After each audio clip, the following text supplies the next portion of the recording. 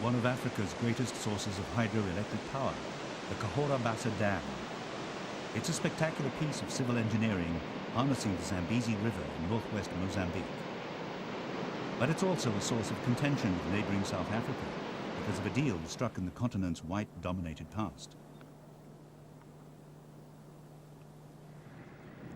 Cahora Bassa's turbines deliver 2,000 megawatts of electricity, enough to light up the whole region. But the lion's share goes to South Africa.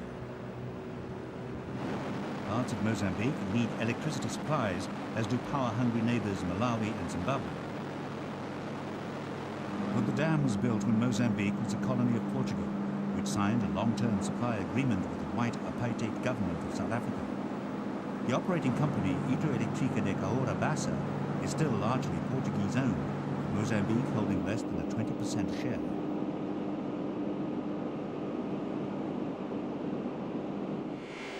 There are always arguments over the long-standing deal itself and also how much the South Africans should pay.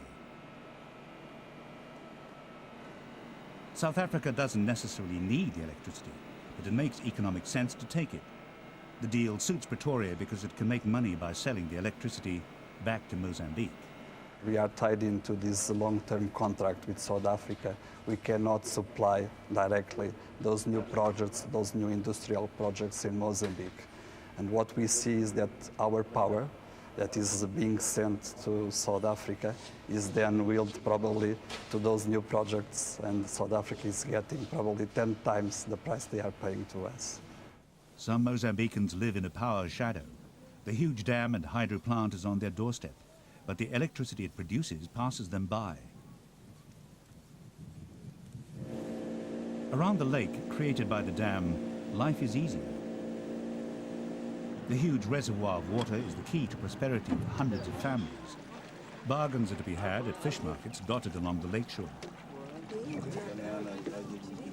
Enthusiasts like Willie Beaton, ironically from South Africa, make the most of what Cahora Bassa's water has to offer. The fishermen have been out in their canoes since dawn. They might be tired now, but it's important to impress on customers how lucky they are to get such good fish at such a small price. Small tiger fish. Although it has Cahora Bassa, Mozambique is still a poor country. Even if it could get a better price for electricity sold abroad or use more of it for progress at home, these people would still rely heavily on fish from the lake. Hundreds of small markets thrive around the shore, wherever there's a landing bay. They're central to the survival of local villages and towns. But what brings in the most money isn't fishing for food, it's game fishing.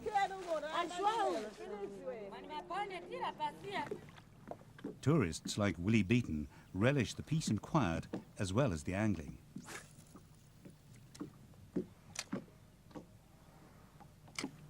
They're almost certain to reel in a decent-sized fish within a few minutes.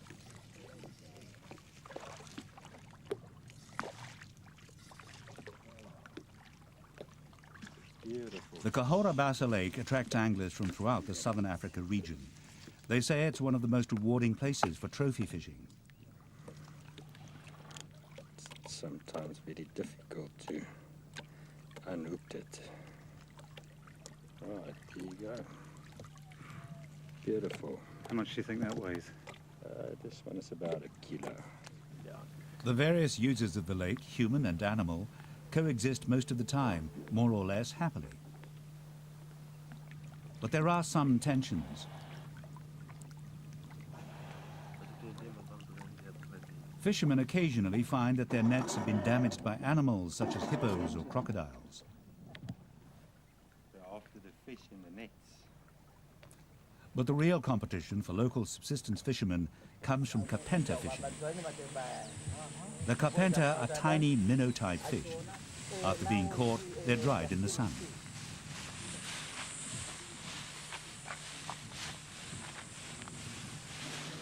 These thousands of fish represent just one night's catch. For those involved, it's good money, and better than the hand-to-mouth existence other lake dwellers endure. There are big boats, of which they are served to the people every night, and also Those nets, we drop them for a certain meters and in front of the boat. If you see there's something like an anchor, that thing, we use it to anchor our boat and then start now doing our work during the night. Each night, tons of these fish are scooped out for export to neighboring countries. But even a lake as big as Cahora Bassa's is beginning to feel the effects of industrial-scale capenta fishing. The overall number is threatened by fishing at a faster rate than the fish can reproduce.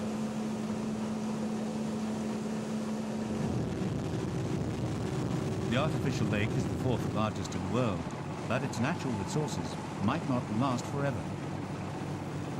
Without proper management of fish stocks, even Cahora Bassa could lose its reputation and population.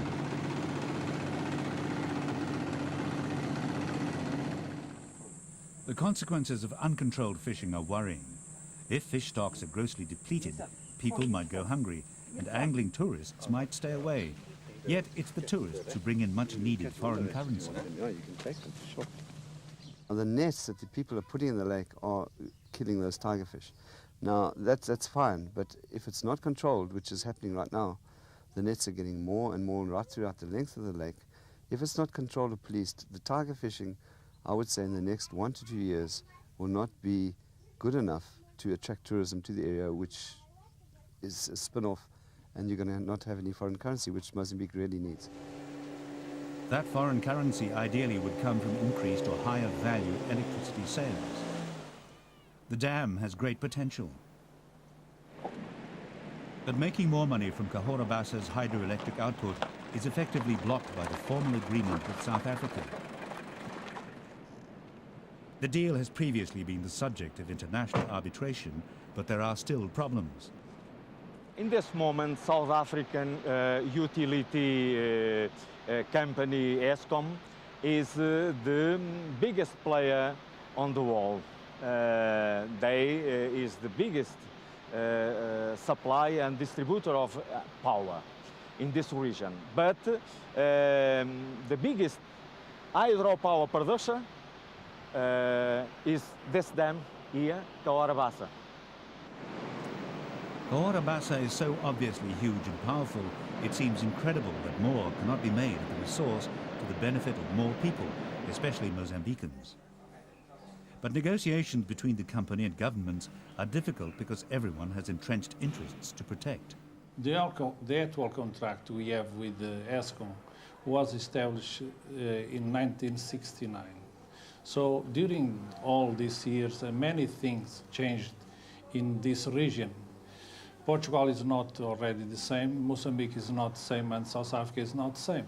So what we need is to adapt this contract to the actual circumstances in order to increase competition in the region.